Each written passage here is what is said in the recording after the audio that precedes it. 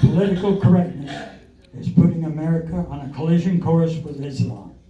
Our president is well aware of the problem, and we as voters must weed out Democrats and rhinos who are to blame for taking us down this road.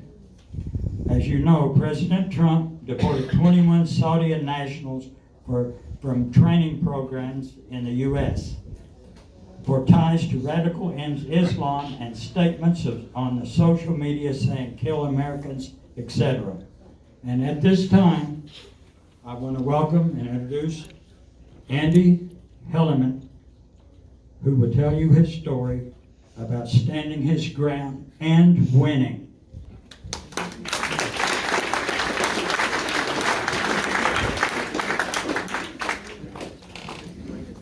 Thank you.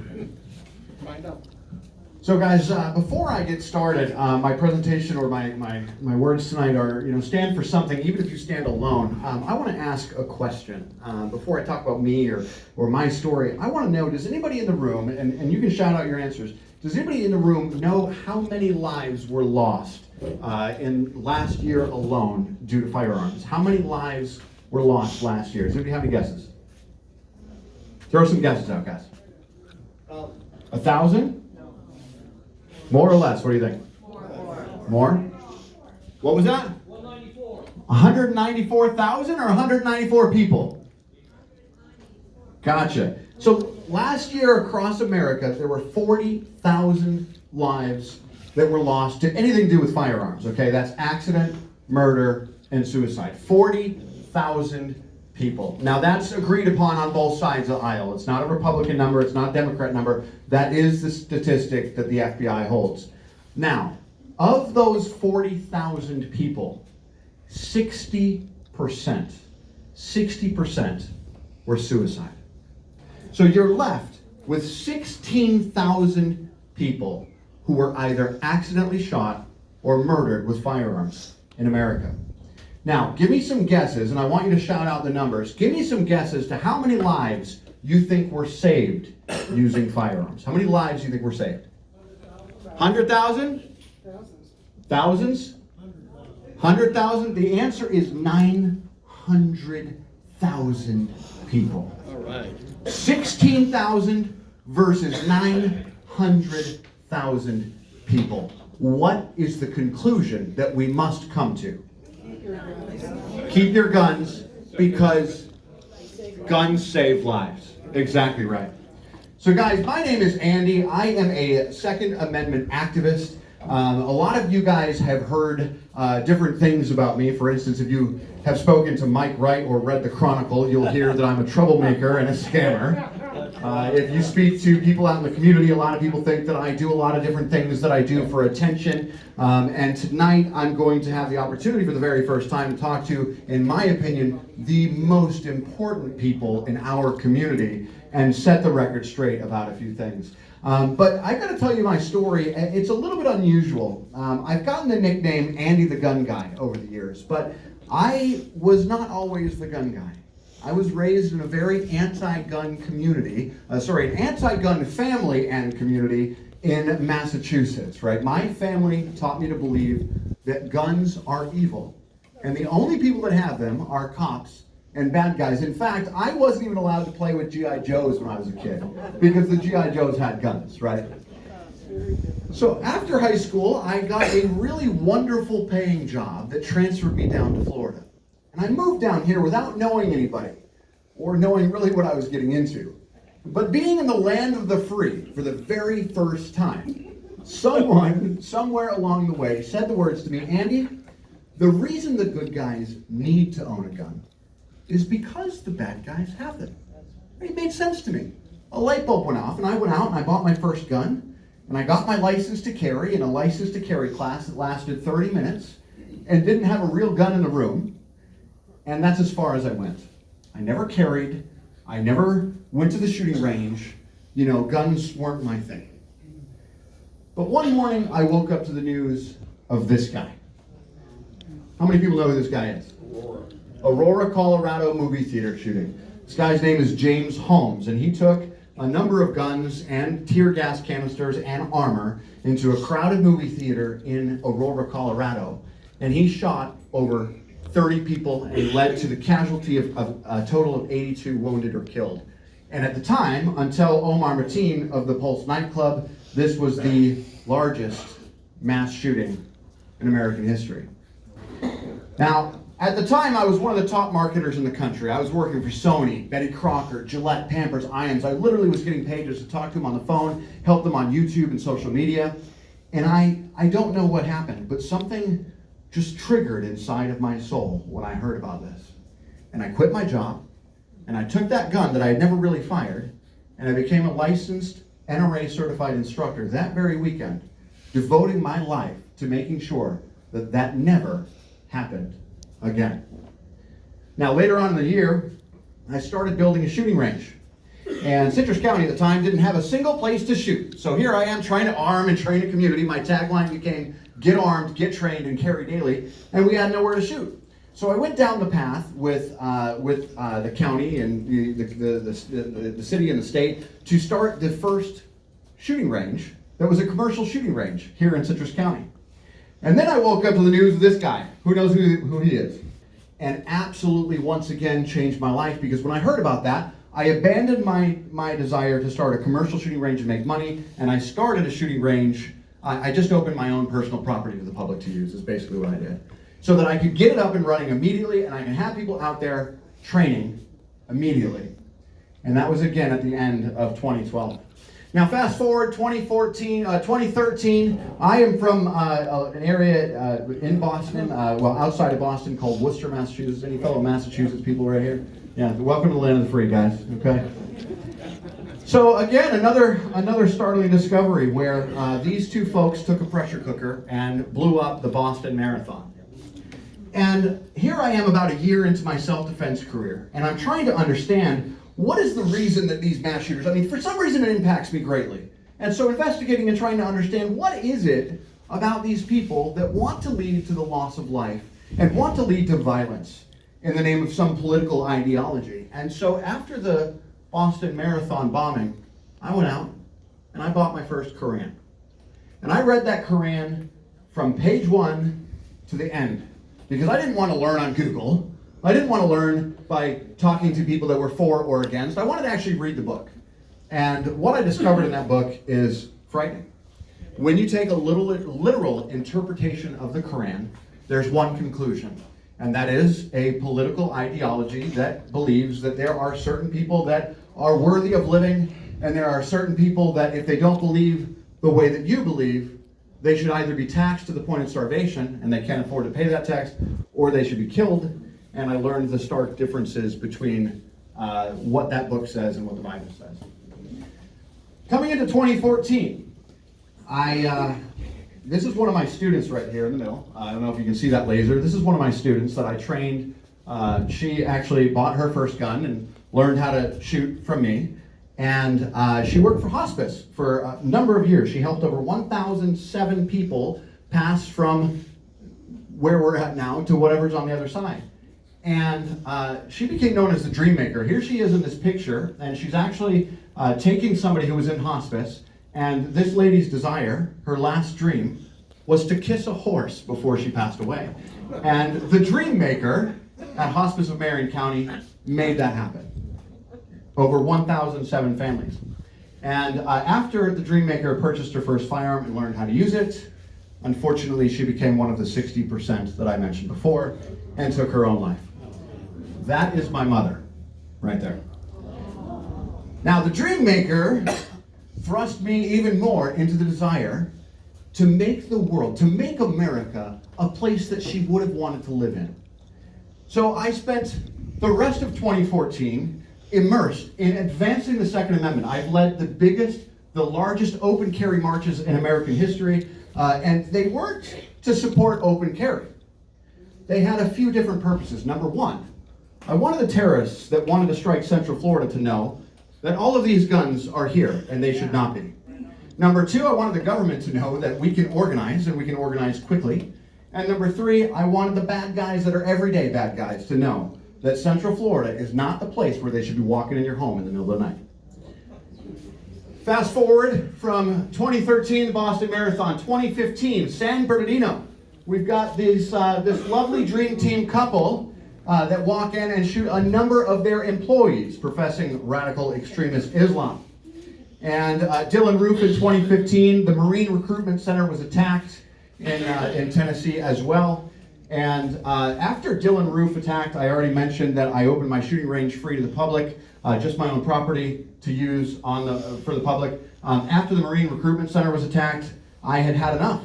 And I started, instead of charging $85 for my concealed carry classes, I started giving concealed carry classes for free. I just asked for a $20 fee that we were then able to go and reinvest in the marketing world. And after all of this, and after the Dream Maker, and after all of these independent shootings, and these are just the ones that really stand out, of course there were others, I started researching a little bit more. Dylan Roof, James Holmes, Omar Mateen, every one of these mass shooters had one thing in common. I mean, they had multiple things in common. They were crazy, right? But another thing in common was that friends, family, and neighbors, in every one of these cases right here, saw red flags. They saw warning signs. And a number of people would be alive today if the neighbors and the friends and the family had just reported what they saw. And you know what? A lot of these people were on the news, especially with Omar Mateen, especially with these two jokers right here with the Boston bombing. And they said, you know what? We would have reported to the FBI, we would have reported to the ATF, but you know what? We were afraid of being called racist. We were afraid of being labeled as Islamophobes. We were afraid of starting trouble and standing up for what we believed in. Well, I took one for the team. After the incidents back-to-back with radical Islamic extremism, I was fed up with our president at the time never saying the words radical extremism in any way, shape, or form. There's two schools of thought. There's a school of thought that you've got a radical Islamic extremist, and there's a school of thought that you've got the ones that are not radical but kind of support those ones, right? But at the end of the day, I had enough. You know, I was really frustrated with all of this stuff happening. I wanted to do more, so I put a sign outside of my gun store that said Muslim Free Zone.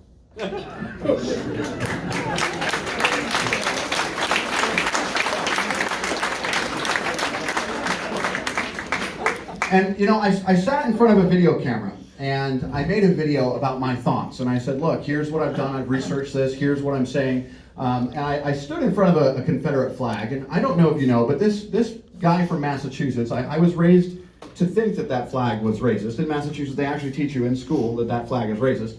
But I didn't know anything about that flag except for that it was a battle flag. Okay, I knew that it was used in battle to dictate who's on the front lines and who's who on the battlefield. Which is why I sat in front of the Confederate flag. This is the only picture in my life, by the way, that I've ever had in front of a Confederate flag. In fact, you can't really tell, but that Confederate flag is actually upside down. I caught a lot of slack for that one, because I didn't know better. And I knew when I declared my store a Muslim-free zone that it would start a conversation in my community, here in town. What I didn't know was that it was going to start a conversation in every community. And just about every country that video was seen. Now, the media didn't bother to list all the other signs that I had on my door at the same time. KKK free zone, terrorist free zone, racist free zone, and I will leave the last one for the people in the front row to see. They only published the Muslim free zone. Now, a lot of people said, you know, how do you get away with it? How do you get away with that Muslim free zone thing, right? Do you ask everybody that comes through your door, what race or religion they are? And I'm like, no, I'm not allowed to do that. But if you want to buy a gun from me, you're going to have to eat some pulled pork, right? That's a joke.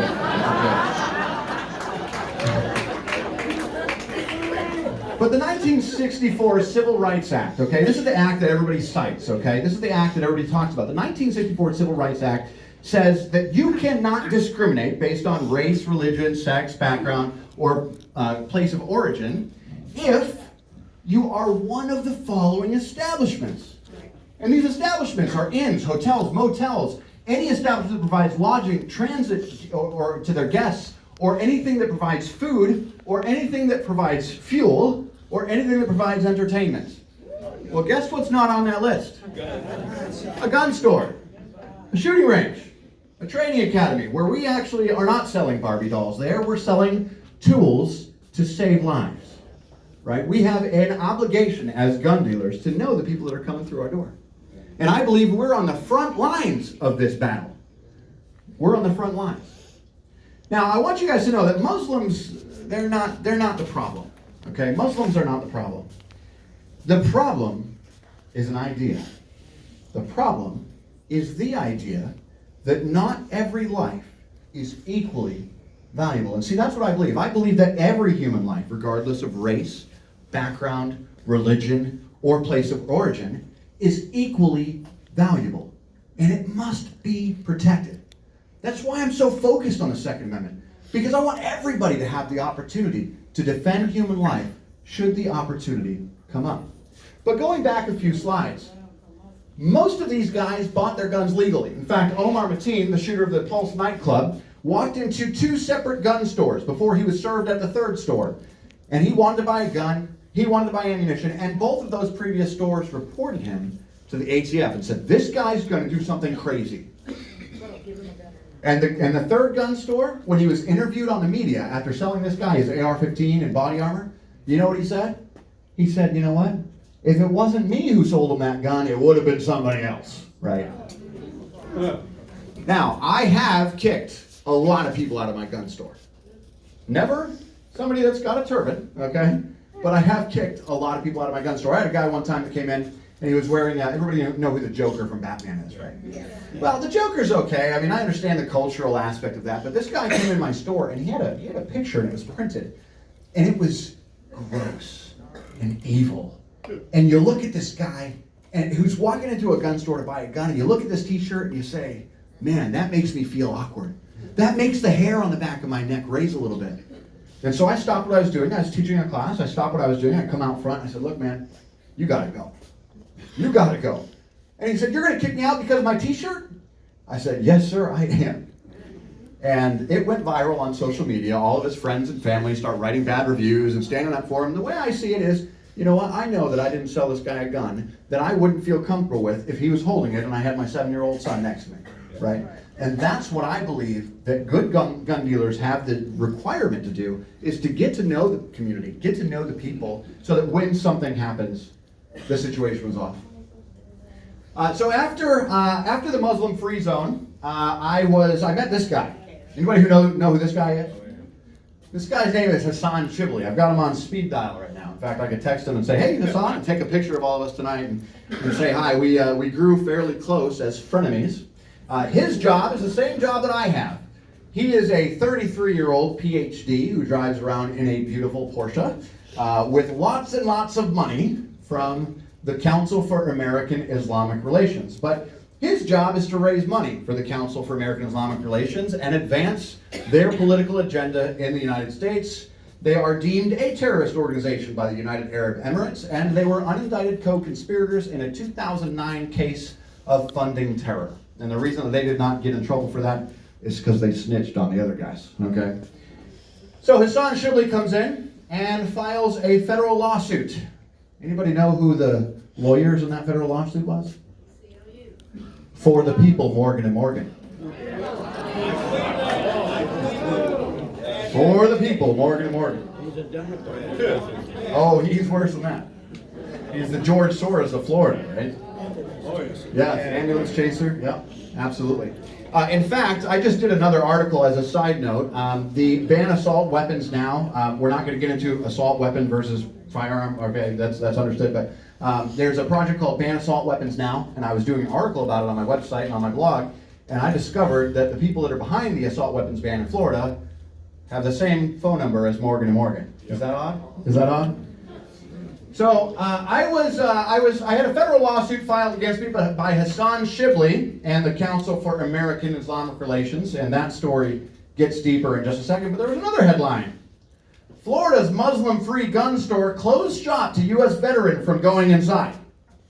Now this U.S. veteran came from California on a one-way ticket, followed by the ATF and the FBI, who put me in protective custody for 48 hours because their information told me that this harmless looking veteran was there to kill me.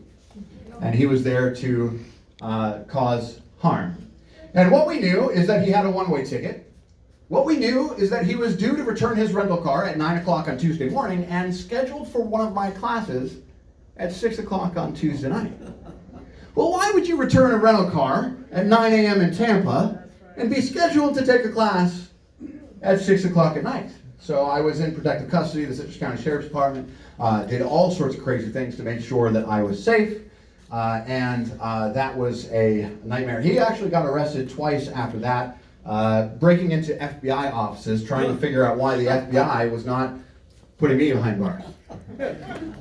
First Amendment, I guess, is not a thing for people that you disagree with.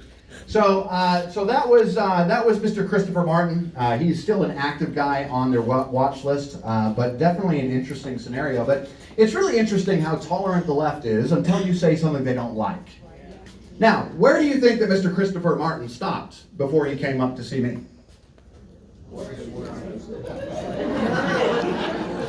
I don't know if he went to Morgan & Morgan, but he definitely went and saw this guy.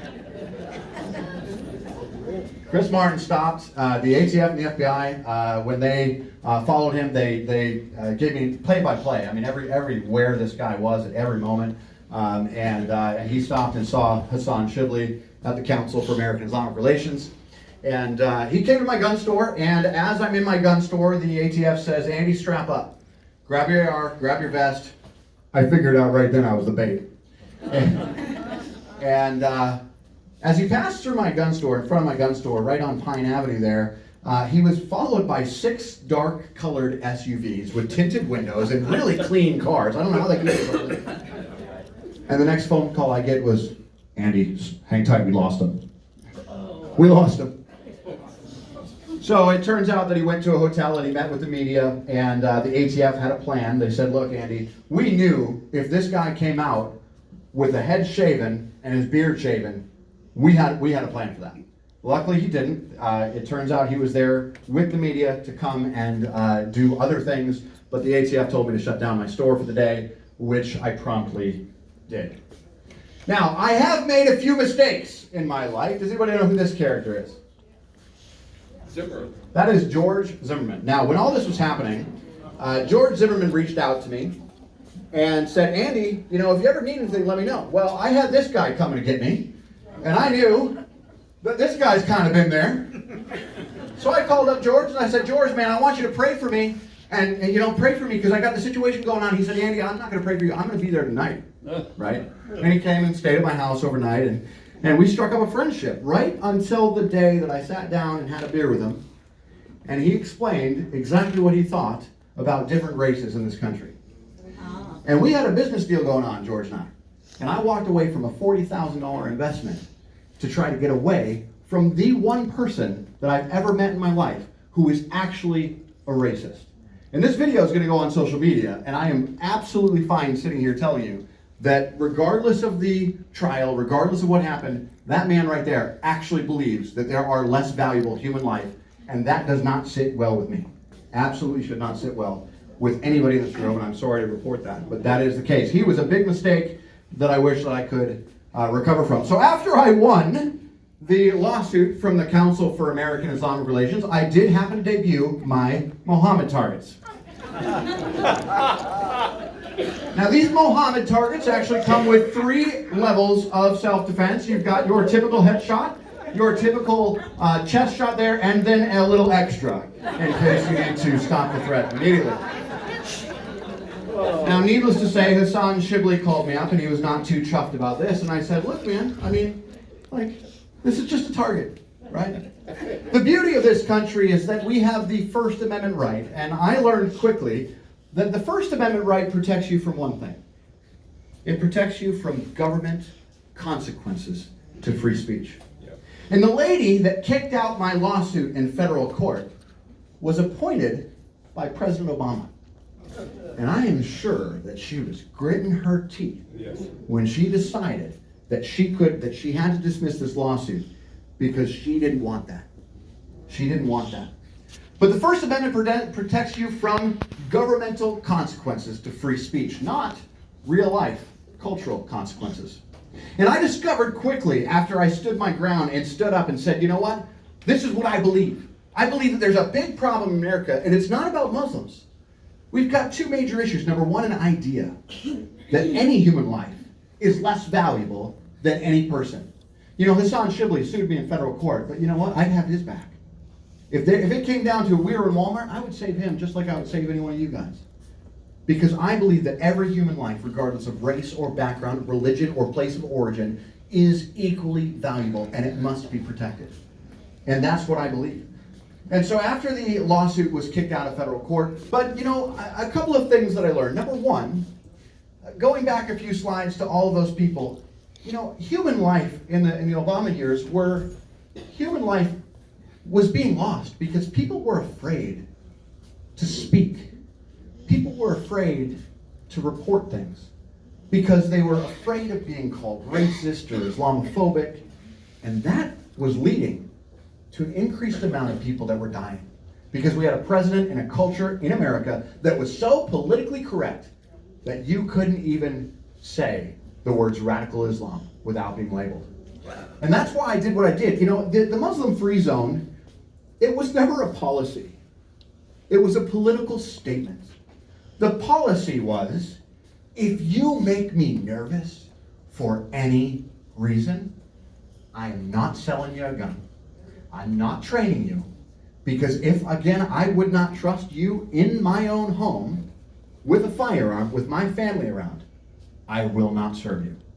That was always the policy. The Muslim-free zone was a political statement to show the country that it is not bad to have a conversation. And America needs to be able to say the things that we need to have good debates with people that disagree with us. We need to have good conversation with those of us, with those people that disagree with us. I lost a lot of friends. My family was super upset with me for the Muslim-free zone thing. But you know what? I stood for what I believed, even though I stood alone, because I believe that if we come together and the community does what it takes, not only to follow my tagline, which is to get armed, get trained, and carry daily, but to be able to defend our own thoughts and our own actions and defend our community with our ideas, that is just as powerful as having a firearm on your hip.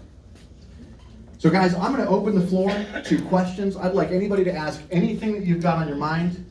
Just tell me, what are your questions? Yeah, go ahead. Okay, so when you refuse to sell a gun to someone that you don't feel trustworthy, do you not feel like maybe you could buy a gun somewhere else? You know, that and kill you? that's a really good point. So, what was your name? Cindy? Cindy says, you know, when you don't sell a gun to somebody, don't you feel like somebody else is just going to sell a gun to them?